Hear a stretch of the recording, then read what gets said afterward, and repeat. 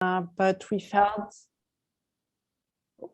felt that it was actually a very good time to reconvene, because last we discussed was really about treatments of MS and the risk of COVID infection or severe COVID infection. And now there's been really new data being assembled in different parts of the world about vaccines for patients who have MS on different treatments, and what we can do about what we know, what we can tell our patients about what we know and what we don't know. So today we have 3 speakers lined up. We are recording the session, so we will post it on our website as we have done in the past. So people who couldn't join can see the session on their own. We will ask people to mute themselves. We're going to mute you except for the speakers. There will be time for question and answers, and either you can write some of your questions in the chat, or when we'll take question and answers, we'll ask people to unmute themselves when they ask the questions. We will start by a non-COVID related talk, and Dr. Susana Otero in Barcelona is going to talk to us about seroprotection after hepatitis B vaccination in MS patients on anti-CD20 agents. And it will segue very nicely into the COVID-related next talks, as you will see from her data. So we will mute everybody except for the speaker. Yeah, very good. And so stay tuned. We have about 10-15-minute presentation for each of the talks, and then followed by question and answers. Remember, if you want to cite any of the data you're hearing today, we'd like you to give credit to the speakers, and we'd like you to give some credit also to International Women in MS. And I think that it's very exciting to hear that finally we will have data to guide our discussions with our patients coming up. Thank you, Susana. Thank you very much. Good evening, good morning. Thank you very much for the presentation, and thank you, Emmanuel and Fabian, for inviting me to be here today. And I will start by sharing my presentation, which I hope you can all see now. So as you mentioned, we will start with a non-COVID vaccine, but I guess it's important data in order to understand how our MS patients are in any case responding to vaccines, and it can be somehow extrapolated and added to all the data that is coming out on COVID vaccines. So I'm going to show you the results of this specific study that we have performed. This is a collaboration between the MS Center in Catalonia, the SEMCAT that you all know, together with the Preventive Medicine Department, in which I am part of, and the Microbiology Department, all in our hospital in Valdebrón in Barcelona. So we have now a long collaboration. From 2015. We set up a specific a protocol in which patients from the MS Center were sent over to the Preventive Medicine Department, to the vaccination clinic, to receive the corresponding vaccines, depending on the specific treatment that they were going to start. So let me move on. So as you know, sometimes the success of vaccination in MS patients is quite unclear, because sometimes we vaccinate patients who are already receiving disease-modifying therapies, and these can potentially interfere with the response to the vaccine. We have limited evidence so far about vaccine immunogenicity when administered together with disease-modifying treatments, mostly with these immunosuppressive treatments that will most likely interfere. And And the data is coming from clinical trials, very small numbers. There's not much data on real world setting, and most of the data is on influenza vaccines. So we do not have much data for other vaccines. Of course, the current COVID-19 pandemic has raised the importance of understanding vaccine safety and immunogenicity in MS patients, as we will see in the later talks. And hepatitis B vaccine specifically is a recombinant non-infectious subunit viral vaccine. It's based on the surface antigen, specifically on the S protein. And it is recommended, at least in our country, it is recommended in high-risk MS patients, especially those who will be treated with anti-CD20 therapy. So the aim of this specific study for us was to determine the immunogenicity to this hepatitis B vaccine in MS patients who were candidates for immunosuppressive therapy. And we wanted to know whether that immunogenicity would differ according to the specific drug that they were receiving at the time they started vaccination, or the drug that they changed to, because that frequently happened. They changed to a different drug, usually escalating to a highly efficacious drug, so to immunosuppressive therapy, started during the course of vaccination. And also we wanted to know if the number of vaccine doses that were administered before the onset of immunosuppression had an effect on the final seroprotection achieved. So we performed an observational retrospective study. We included adult MS patients who were candidates for immunosuppressive therapies, and they were sent over to the vaccination clinic. In order to be selected for this study, they had to have a complete hepatitis B primo vaccination schedule. This is a 4-dose schedule with any of the 2 formulations that are recommended in our country. These are either adjuvanted vaccines or double dose vaccines. This is 40 microgram vaccines. This is recommended in patients who are going to go into immunosuppression to make sure they respond. Usually to routine, the regular hepatitis B vaccine, there's not a very good response. So we start off directly with this high load vaccines. We also needed an available post-vaccination serological test to evaluate immune response. So this is how it looked like. We had a pre-vaccination serology in which we determined that the patient was susceptible to receiving hepatitis B vaccine, and the patient received 4 doses of vaccine in this scheme that I mentioned before. And then we had to have 1 to 2 months after the last dose of the vaccine, a post-vaccination serology. We included patients that received the first vaccination between May 2016 and July 2019, and we followed up until June 2020 to allow for completion of the vaccination course in the most recent patients. Our sources of information were the SEMCAT MS Core database to gather all the demographic and specific clinical variables, the vaccination database to collect the information on the vaccine type, the date, the doses, and the schedule received, and from the lab information system, all the results of the serological test, in this case, specific antibody titers to hepatitis B. Our main outcome was the seroprotection rate. This is the proportion of patients that achieved an adequate protection in the post-vaccination serology. We are lucky in the case of hepatitis B vaccine that we already have a clear antibody threshold that over which we can say that the patient is correctly protected, and that is 10 international units per liter. This is not the case still now for COVID vaccine, but we can do this for hepatitis B. So we also wanted to see the seroprotection according to that treatment that they were receiving at the time of the onset of vaccination, and also according to that potential treatment change. You can see that the vaccination schedule lapsed over 6 to 12 months. So it was frequent that the patients had to change over the course of vaccination. So this is our patient selection flow chart. We received from May 2016 to July 2019, 521 patients, out of which 182 had a complete 4-dose vaccination course. We had a post-vaccination serology of 153. These were almost 70% females. The mean age was almost 48. So you can see these are patients with almost 14 years of disease evolution, a median EDSS of 4.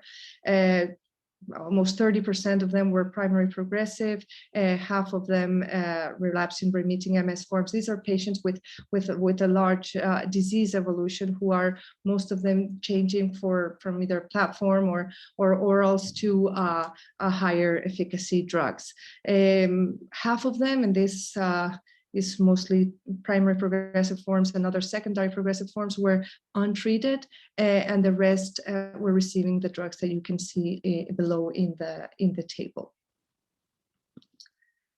So out of these 153 patients that had the complete vaccination, 102 had a protective antibody response. This is a global seroprotection of almost 67%. So 67% of the patients that were vaccinated achieved a correct vaccine response in these first 4 doses of vaccine. However, this seroprotection really varied a lot, between 75 down to 21%, depending on the treatment that they were receiving. This is the treatment this is the initial picture, the drugs that they were receiving when they started vaccination. So you can see fingolimod would be the one that would compromise more the vaccination response. But the problem here is that this is just the initial picture. So a lot of these patients did change over the course of vaccination to another drug. And this is what we try to analyze here. In fact, 96 patients changed to anti-CD20 therapy over the course of the disease, and that clearly interfered with the global seroprotection. In the table below, we compare those patients who did not change to anti-CD20 therapy. This is the column on the right. And so regardless of the drug that they were on and changes between these drugs, the seroprotection was over 67% in all cases. So patients that were with no treatment or with injectables or fumarate, teriflunomide, natalizumab, even if they changed between these drugs, this was allowed. Here, the treatment response was very, very good. However, those who did change to anti-CD20 therapy, again, regardless of the drug that they came from, responses went down below 66%. Down to even 18% in those that came from fingolimod and moved to anti-CD20 therapy. So there was a clear interference of anti-CD20 therapy, and that was a real problem. Those patients had to go on to a revaccination. And another important finding of the study was that there was a dose-related effect, in the sense that the number of doses of hepatitis B vaccine that we managed to administer before starting anti-CD20 therapy mattered, in the sense that if we could only administer 1 dose, the global response after the 4 doses of vaccination was 16.7%. And that moved gradually up to almost 93% in those patients that we could administer 4 doses of vaccine before anti-CD20 therapy started. So with all this, our conclusions were that MS patients under treatment with injectables, teriflunomide, dimethyl fumarate, and natalizumab have a preserved immune response to hepatitis B vaccine, and this is consistent with previous evidence that we have for other vaccines, such as influenza. Starting anti-CD20 therapy during the course of vaccination clearly reduced the chances of acquiring protection from the vaccine, regardless of the preceding therapeutic situation. The probability of achieving a protective antibody titer was directly related to the number of doses of vaccine received before vaccination. Before starting anti-CD20 therapy. And this means that we consider the vaccination should be planned in advance to be completed as much as possible before treatment onset, especially in these patients that are going to start anti-CD20 therapy. So thank you very much. We'll stop sharing. Thank you very much, Susana. Very timely for our topic of interest. So as we're waiting for people to ask questions, so remember you can write questions in the chat, or you can unmute yourself and ask a question. I will ask you, so I may have missed that, but what was the proportion of the patients you presented who were on the double dose, the higher dose immunization? Yeah, that's a good question. We analyzed it all together because we didn't want to go into subgroups. The problem between using either adjuvanted, 20 milligrams adjuvanted, or double dose depends on whatever the government buys each year. But I can say that over 70% of the patients were with the Fendrix. This is 20 micrograms adjuvanted vaccines. And there was a few proportion of patients that were in the double dose, because that was only bought one of the years from these 5 years that we have analyzed. So we could say that mostly there are 20 adjuvanted vaccine. Okay. We're actually running now a study in cancer, in oncological patients under chemotherapy, to try to compare 40 versus 20 adjuvanted to see if any of the two are better in immunosuppression, because we have the feeling in the clinic that adjuvanted vaccine is superior to double dose. Mm-hmm. But we either have one or the other, depending on the year. That makes it harder to analyze. So we have questions in the chat. So Joella, do you want to ask your question? You can unmute yourself. Hi, yeah, I just wondered, so has it changed what treatment you offer patients in terms of disease modifying therapies? Has it changed your clinical viewpoint, either hypothetically or in reality? Yeah, thank you for the question. In fact, yeah, we have just had this data quite recently. Our perception was that patients didn't respond very well. I believe that the neurologists at MCAT have not systematically changed it. However, there are some situations in which they consider moving to natalizumab for a while before going up to anti-CD20 as a bridge therapy, in order to allow and to gain some time to have a good vaccination response. But this, of course, is something really empirical, so it's not established and it's not done in all the patients, so they consider it, I guess, case by case.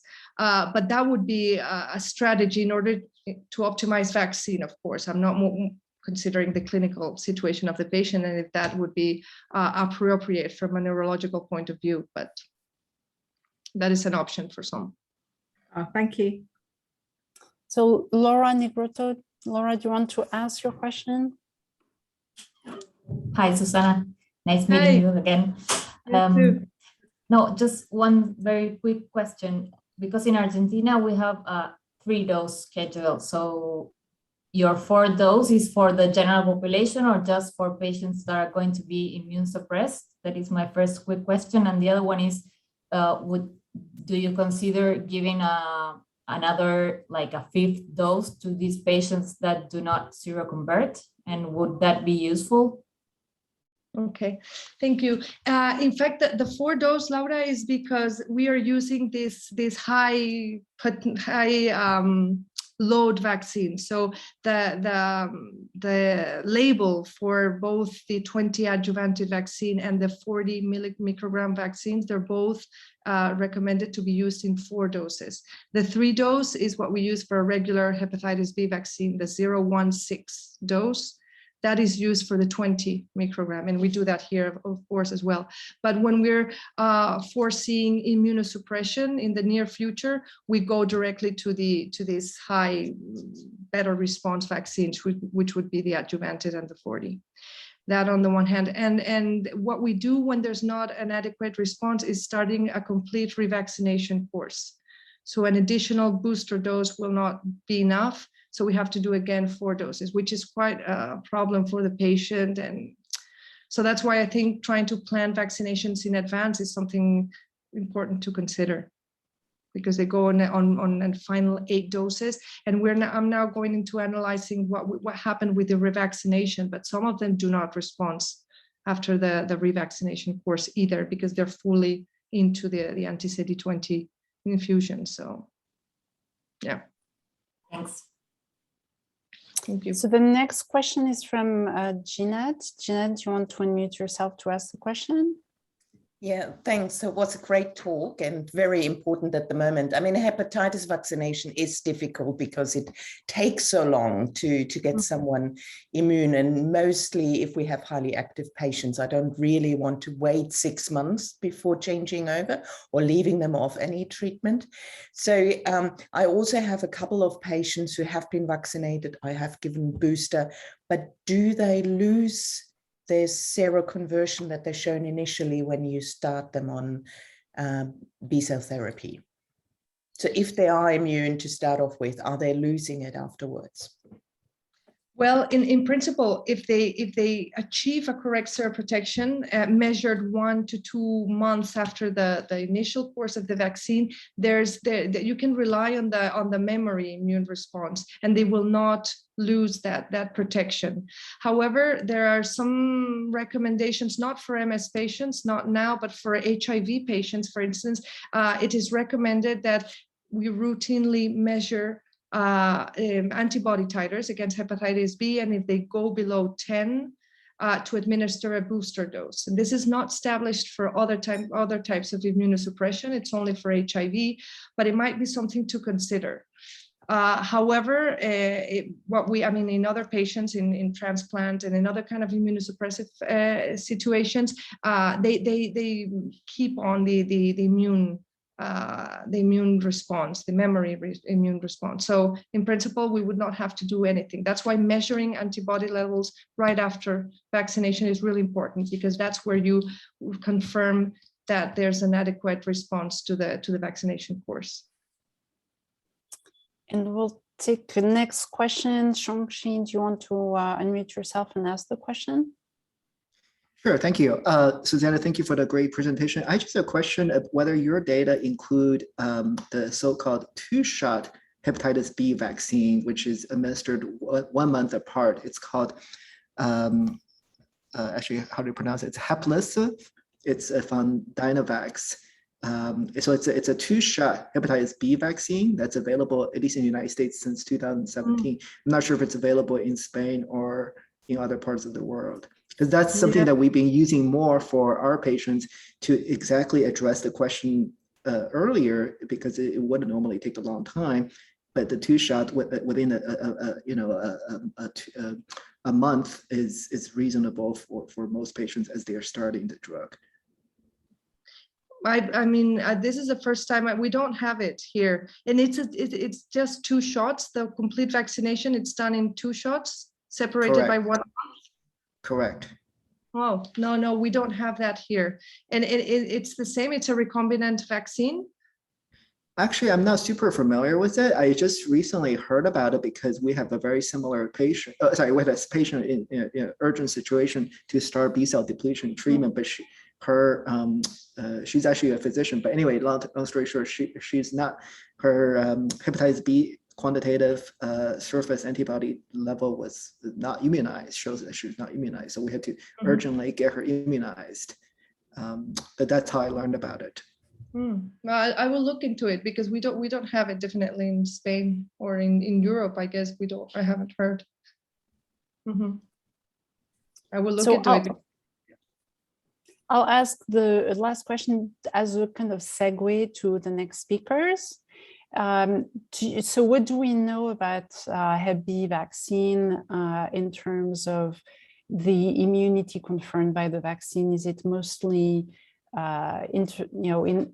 antibody based, or is it also in part T-cell based? So is that something we know well? Yeah, in fact, it has a T-cell response that is the one that ensures the long-term immunization. So an immunocompetent person would be immunized for life after a complete 3-dose vaccination schedule in hepatitis B. And that is because there's a T-cell response that, if it's adequate, guarantees immunity for life. So it's both. We have the humoral and the T-cell as well in the case of hepatitis B. Great, thank you. So I do not remember. So I think that we can move to Maria Pia Sormani. Yep. Yes. Yes. So Maria Pia, you can grab the screen and Sure. get started. Sure. Just let me share the screen. Choose the right presentation. Here we go. I hope you can see my screen. So, hi, Emmanuel. Hi, everybody. It's a pleasure to meet you again here. And I'm going to present you some preliminary results of the COVAXIMS study, that is the Italian study of COVID-19 vaccination in MS. So the COVAXIMS study is part of the Italian COVID-19 Alliance in MS, is one of the projects within this alliance. Here is a list of questions that we tried to address within this alliance, and COVID-19 vaccine is the last chapter. So this, just a few words about our study. This was a prospective cohort study with centralized antibody assessment. We planned 2 antibody level measurements, one before the vaccination and one month after the second dose. So the patients to be involved in the study were MS patients who had a scheduled vaccination course. The sample size was 2,000 planned MS patients, but we did an interim analysis after the first 750 to assess immunogenicity. Of course, also safety and side effects are additional endpoints that we are evaluating now. 35 Italian MS centers were involved, and the study was sponsored by the Italian MS Society. So I go, probably I missed one. Okay, I go directly with the results. These are the results about the pre-vaccination assessment. This is interesting because, you know, this is a sort of random sample. All the patients has MS, but we had the antibody assessment in 1,022 patients before vaccination. And as you can see, 114, so 11.2% of these patients resulted to be already positive to antibodies before vaccination. It is interesting to note that among these 114, just 38 were aware of a previous COVID-19 infection because they had a positive test or because they had a symptomatic disease. But 76, that is around 67% of them, were not aware of having been infected by COVID-19. So this is just a preliminary epidemiological result that the large majority of patients who tested positive before vaccination didn't know, were completely asymptomatic in their COVID-19 previous infection. These are the drugs taken by the patients enrolled in the study. As you can see, more than 150 were under ocrelizumab. This is not the case because according to the Italian law, frail patients had the priority to be vaccinated, and the patients on anti-CD20 had a priority list as compared to other therapies. So the ocrelizumab were the first who got the vaccination. But you see, almost all the drugs were well represented. We had about 25 cladribine patients, 25 rituximab, and more than 100 dimethyl fumarate, about 100 natalizumab. And so the average was more than 50 patients per disease-modifying therapy. All the MS patients were vaccinated with the mRNA vaccine, according to the rules in Italy. And in our sample, we had 67% who got the Pfizer vaccine and 23.8% who got the Moderna. And here are the main results of the study. These are the antibody level 1 month after the second dose. The blue is Moderna and the red is Pfizer. And you see, these are the antibody levels according to all the disease-modifying therapies received. All the disease-modifying therapies showed very similar and comparable level of antibody levels after the second dose, excluding rituximab, fingolimod, and ocrelizumab, as already suggested by the data from Israel. An interesting result is that Moderna gave higher antibody levels than Pfizer. This was 3.25 times higher, and it was highly significant. The level of antibodies in ocrelizumab was 200 times less than the level of other drugs. In rituximab, it was 20 times lower, and in fingolimod, it was 26 times lower. This is the table of the multivariate analysis, just to show you something with some numbers. And you see that the significant factors associated to the levels of antibodies developed was the vaccine type, with Moderna giving 3.25 times higher levels, the DMT received with fingolimod, ocrelizumab, and rituximab, all giving lower levels. And there's an interesting trend of body mass index indicating that higher body mass index seems to be associated with higher level of antibodies. At the time of the analysis, this was not fully significant, but I can tell you that now that data are accumulating, we have now more than 1,000 patients in the database, it seems that body mass index is associated to higher antibody levels. This is something that you can think about, and our immunologist has an explanation for that, but I mean, this is something that is emerging from our data. If we look at the, what is, I think, interesting is that in fingolimod, we had lower level of antibodies as compared to the other drugs, but we don't know exactly what this exactly means, in the sense that the antibody levels are lower, but patients vaccinated with Moderna, 100% reached a detectable antibody level, while under Pfizer, this percentage was 91%, so not too bad. The levels were lower, but anyway, detectable.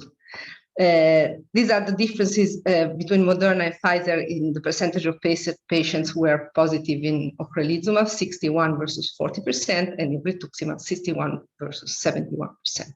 The other interesting data we collected is about the time spent between the last anti-CD20 infusion and the level of antibodies developed. You can see that the longer the time spent between the last dose and the vaccination, the higher the antibody levels developed. This is also explaining why rituximab seems to give higher level of antibodies as compared to ocrelizumab, because in Italy, rituximab is used off-label, so it is not given every 6 months, but the time interval between two rituximab doses can be very long. In this analysis, we included also some patients who received their last infusion 3 years ago. So these patients were not included in the rituximab group in the multivariate analysis, but we plotted that after rituximab, they didn't receive any other drug. We plotted them in the graph just to show that after 3 years, there's no residual inhibition of antibody levels. The inflection point is 143 days. So this means that after 143 days, the antibody levels start to increase. Finally, this is for patients under fingolimod. We plotted the antibody levels according to lymphocyte counts.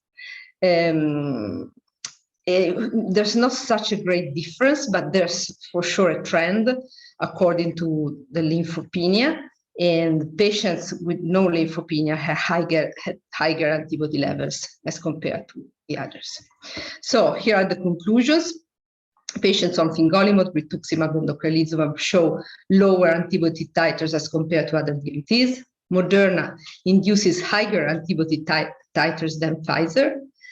And for anti-CD20 therapies, the inhibition of antibody development depends on the distance from last infusion. And so the suggestion seems to indicate that Moderna may be preferred for patients taking fingolimod or anti-CD20. And we must stress that this study does not give any information on cellular immunity. So this is just the antibody levels. So we really don't know how much the patients are protected according to the antibody levels developed. And this is my last slide. Thank you, Maria-Pia. Very interesting and very helpful, I think, to when we talk to our patients. So there is a question from Jeanette, but maybe this is a question that has been answered by Maria-Pia. So did you agree, Jeanette? Yeah, thanks. The answer was given. It was too early to ask them. Yeah, that's okay. And so I have a quick question. So the patients who had already who had antibodies against COVID before receiving the vaccination were kept in the analysis, right? Where what? Did you keep the patients who were antibody positive at the time of immunization in the analysis? Sure. Yeah, we kept them. There were not so many, you see just 140, but we kept them in the analysis and we adjusted the analysis for the antibody levels, for the pre-vaccination antibody levels. Okay. Do you think that these patients who had the infection and then, even though some of them may have had an asymptomatic infection, and then got the full 2 injections of vaccine, would you expect that maybe they'll have a higher titer of antibodies? They had much higher titers. Being positive to the pre-vaccination measurement is highly correlated to higher titers after the second dose. And yeah, I think that's very interesting, because now that there's a consideration to give boosters to patients who are immunosuppressed, I think that could be relevant. So anybody else has a question? There's some hands. Janet and Susana. Emmanuel, I'm not sure if you can see them. Oh yeah, sorry, I didn't. So Susana, do you want to ask your question? Yeah. Thank you, Maria-Pia. Super interesting data. I wanted to ask if with these numbers, considering the booster dose that is probably very likely to come in the future months, probably an important recommendation would be to do it after the 5th month of the infusion, looking at that inflection point that you showed. Because one of the dilemmas that we had here when we faced the vaccination of MS patients is that we were in the middle of the 4th wave, and we had to balance the opportunity of vaccination regardless when was the last infusion received. But now looking into booster doses, probably we have more of a time period in order to define the best vaccination window. And I think with your data, which is an important number of patients, we can focus on those after 5, I guess it's 4.7 or 5 months, right, for the booster dose. Is it something that you will do in Italy, or? We are not certain about that. We still don't have rules for the 3rd dose. We're waiting for that because, also for clinicians, all the clinicians have been vaccinated in January. So, it's starting to be a long time, but we're waiting for rules about that. Of course, there are indications that frail patients and patients on anti-CD20 are among them, are scheduled for the 3rd dose, but we still don't have a precise rule. So Jeanette, you can ask. I think that will be probably the last question, unless there's another quick question, because we need enough time for the 3rd talk. Yeah, just on this topic as well, because that's essential, that interval, all the patients are asking about it. So we haven't nowhere near to having boosters at the moment. We only have 30% vaccinated of the population, pretty bad here in Australia. So do you wait then 4 weeks or at least 3 weeks after that vaccination? So that means, you do what? Do you did 4 months that vaccination if you can time it, or so do you wait an interval after vaccination? What's your interval you do? You mean for this study or in general? Recommendation for your patient? For me, it's a bit difficult to give recommendations, but, we still don't know. We're waiting that neurologists are examining this data and they will give recommendation, but it's still too early, I think. Thank you, Maria Pia. So we're going to move on to Dr. Pavan Bhargava. There are 2 questions in the chat. So Maria Pia, if you have a chance, you can answer the questions. That would be great. Thank you. Yeah, okay. So Pavan, you can grab the screen. All right.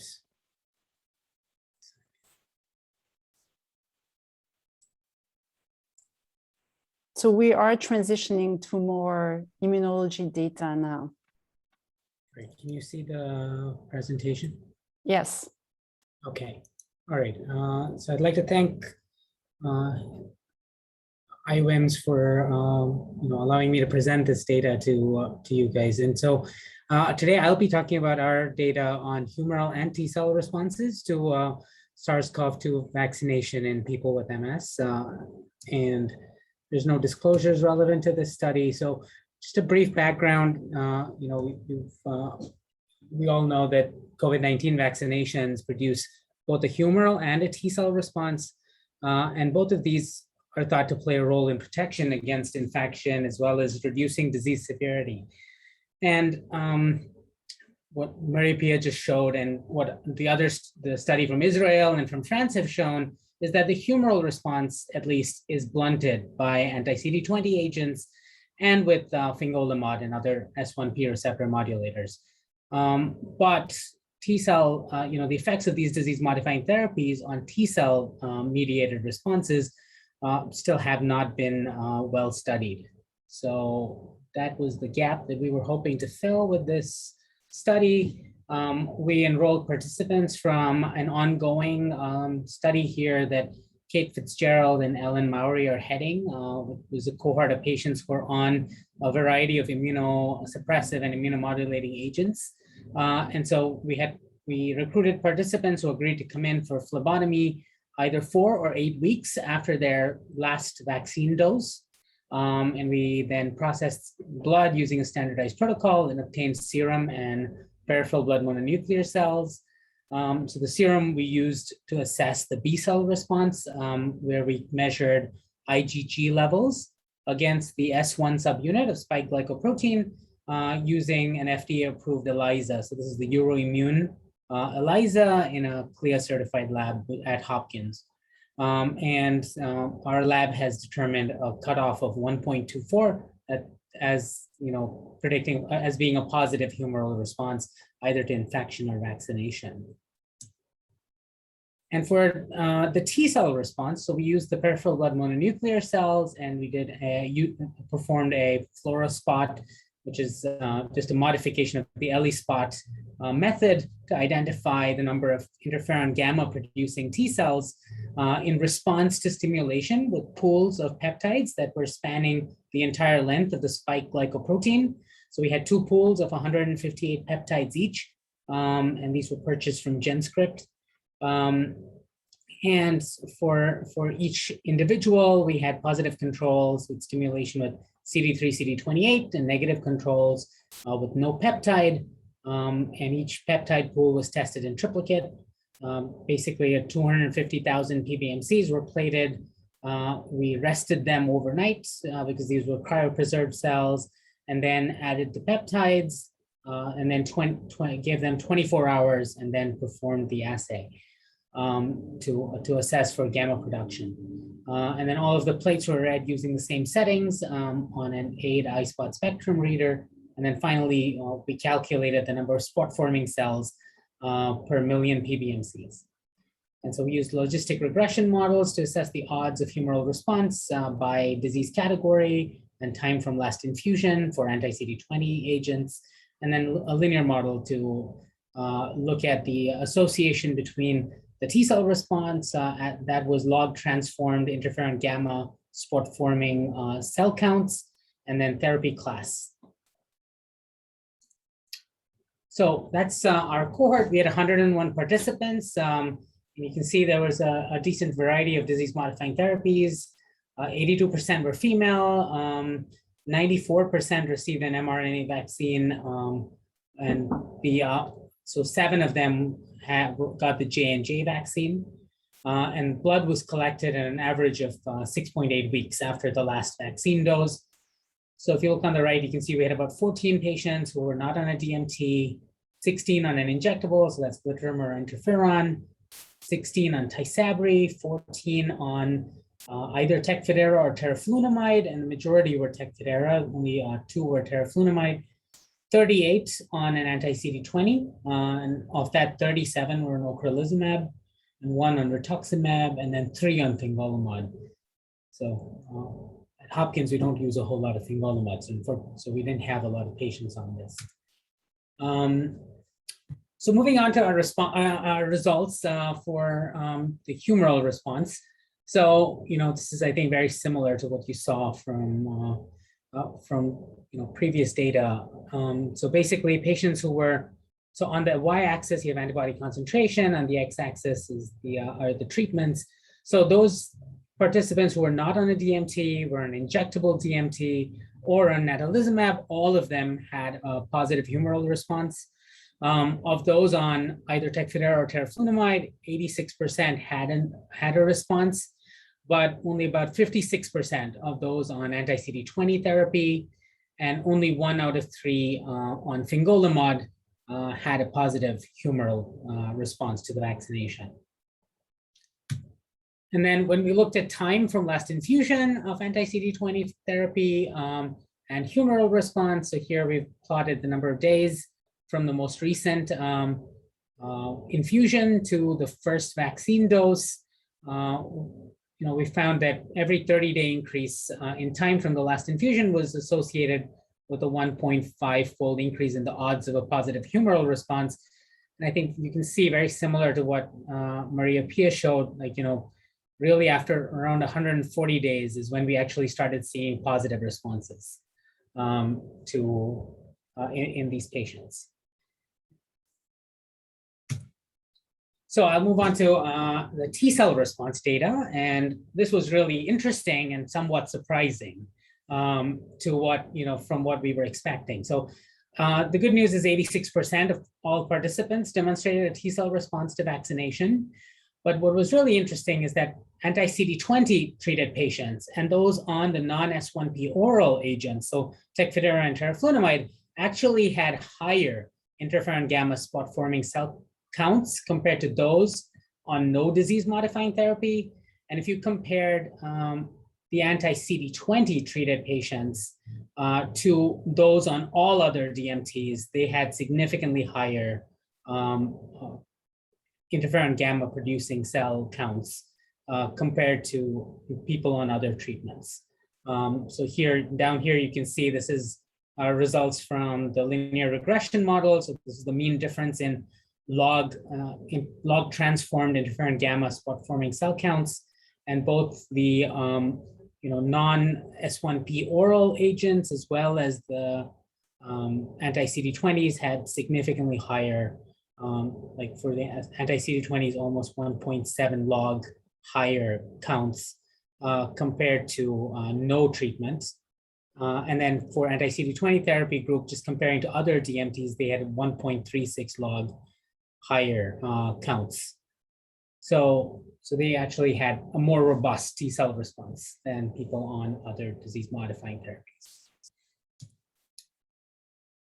So, conclusions similar to what, most other all the data, other data so far on humoral immune responses. We also saw that both anti-CD20 therapy and fingolimod had a blunted humoral response to COVID-19 vaccination. But interestingly, people with MS on anti-CD20 therapies actually had a more robust T cell response compared to those on no disease-modifying therapy or on other disease-modifying therapies. Now, this is interesting because in the setting of natural infection, at least, stronger T cell response has been linked to a lower disease severity. And so potentially having a robust T cell response, even if you don't have a strong humoral response, may provide some degree of protection against breakthrough COVID-19 infection. But obviously, to confirm that, we would need larger follow-up studies that will look specifically at post-vaccination breakthrough infections. All right, those are my acknowledgements to the folks who actually did the work, Sachin Gadani and Maria Reyes, who are fellows, and to Ellen and Kate, who put together this cohort from which we were able to draw patients to assess these immune responses. I'd be happy to take questions. Thank you, Pavan. So I will take questions. Remember, you can ask questions in the chat or raise your hand. So I have a question for you. If you go back to the prior graphic you have, you may have said it, but I may have missed that. The red dots in the anti-CD20. I should have mentioned that. So the red dots here are those who did not have a humoral response, and the blue dots are those who had a humoral response. So we didn't really see any relationship between those who didn't have a humoral response and between that and the T cell response, at least in that many. Great. So that was my guess, but it's good to hear. So any other questions? Remember, you can ask questions in the chat or unmute yourself if you want to ask questions directly. And so, Pavan, you can stop sharing your screen if you want, because that may help me see if there's any raised hands.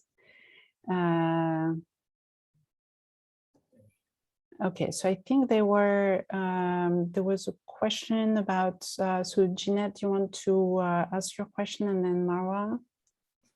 Yeah, did you put all oral DMTs together, or have you looked at fingolimod specifically? So what's the T cell response from fingolimod? We only had 3 people on fingolimod. Okay. Yeah, so that's why it's not on that graphic. So. But they also had responses to T cells, but not as high as these other ones. So Marwa, do you want to ask your question? Yes, thanks. Hi, Pavan. What do you think explains the higher interferon gamma that you saw?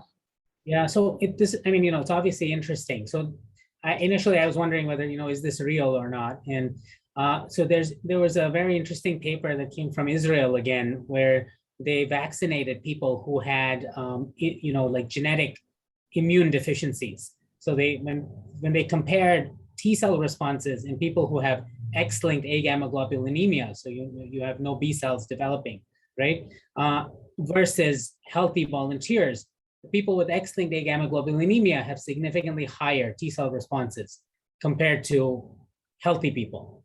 So that, this fits that. Now, I don't know whether this is because, you don't have regulatory B cells or something like that, but I think I was really happy to see that data, because that gave me more confidence in the data that we have, that this is a true effect, that people who, when you don't have B cells around, you're actually mounting a stronger T cell response. So Fabienne, do you want to ask your question? Hello, Pavan, great talk. I might have missed it, but I'm just wondering how many of your patients had been infected before. And also, like in your CD20 T cell assay, you have those really 2 strong outliers there that probably do something for your average or median. Yeah, so I do think, so at least based on self-report, none of these people had COVID, but given what Pia showed, that probably I'm guessing that definitely the two people who had had infusions like 7 days or 50 days prior and still had positive humoral response probably had natural infection before that. So that would best explain that. Thank you. So Leslie, do you want to ask your question? Sure, thank you. Thank you for all the talks. It's been super helpful and interesting. I was just curious if you had any time data like you had for the humoral response for the T cell responses, like as the clinicians are thinking about when to vaccinate. It's very helpful. Yeah, so we actually didn't look at it at the T cell response that way, but we definitely can. Just given that we saw that the T cell response was just so much stronger in the anti-CD20s, we actually did, we didn't do that analysis. But I think based on everything we've seen, so far, it would make sense to be at least 4 months out from 4.5 months out from a B cell, from the last infusion of a B cell depleting agent to when you vaccinate. Thank you, Pavan. So in the interest of time, and there's no other question I see or hands raised, I want to thank very much all our speakers and sharing with us in real time the research they do before it's published. So very much appreciated. We thank your generosity.